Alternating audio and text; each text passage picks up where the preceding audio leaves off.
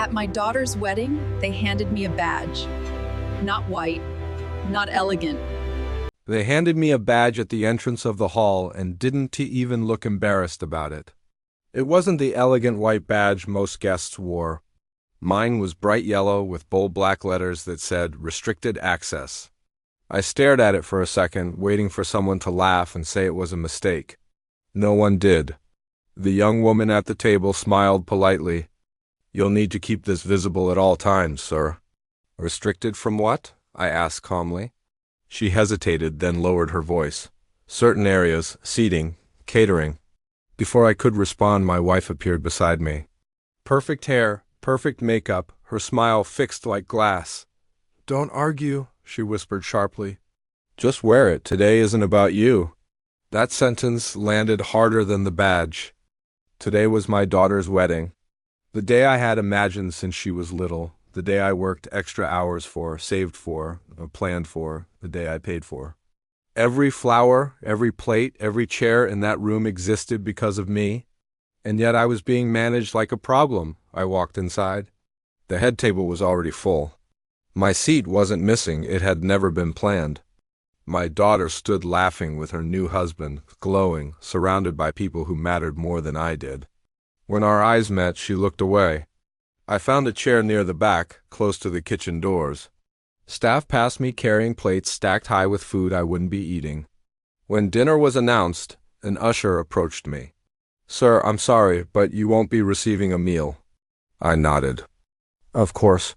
He looked relieved that I didn't make it difficult. As guests ate and toasted, I sat there quietly, listening to speeches that rewrote history. My wife spoke about family support and sacrifice, her voice trembling perfectly on cue. My daughter thanked her stepfather for always being there. Stepfather. The man she called that had entered our lives 6 years ago? The man my wife insisted was just a friend. The man sitting proudly at the head table, wearing the suit I paid for.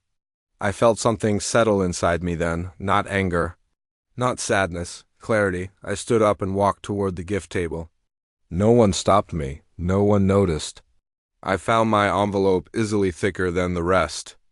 Inside was the check I'd planned to give them after the ceremony. Enough to buy a house. Enough to start a future. I slid it back into my pocket. When I turned around, my wife was watching me. Her smile disappeared. "What are you doing?"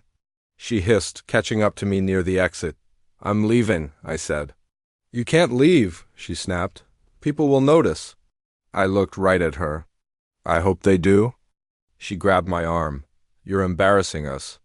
I looked at her hand, then at her face. "You embarrassed me first." I walked out into the cool night air, breathing deeper than I had in years. I didn't go home. I went somewhere quiet. Somewhere that was mine. By morning, my phone was full of messages, angry, accusing, desperate. "You ruined her wedding.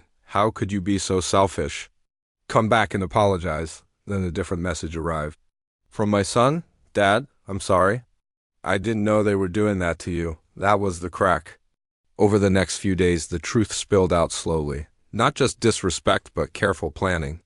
The badge hadn't been a last-minute decision.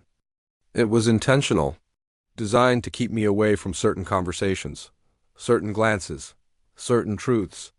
My wife's affair hadn't ended years ago. It had evolved, with the groom. The restricted access wasn't about control. It was about concealment. I filed for divorce quietly, froze joint accounts, pulled my name from everything I had the right to pull it from. The check I took that night became something else entirely. I funded scholarships, quietly, in my daughter's maiden name, for kids who didn't see their parents as obstacles. When the fallout hit, it hit hard. Friends chose sides, stories changed. Regrets appeared too late to matter. My daughter came to see me once. She cried. She said she hadn't meant for it to go that far. I listened. I didn't argue. "I hope it was worth it," I said gently. She didn't answer. Life got quieter after that, smaller, cleaner. Sometimes I think about that yellow badge. The way they tried to reduce me to something temporary, disposable. They didn't realize they were doing me a favor. Because the moment they told me I didn't belong, I stopped trying to fit where I was never respected. And that was the day I finally walked away with everything that mattered. Thanks for listening.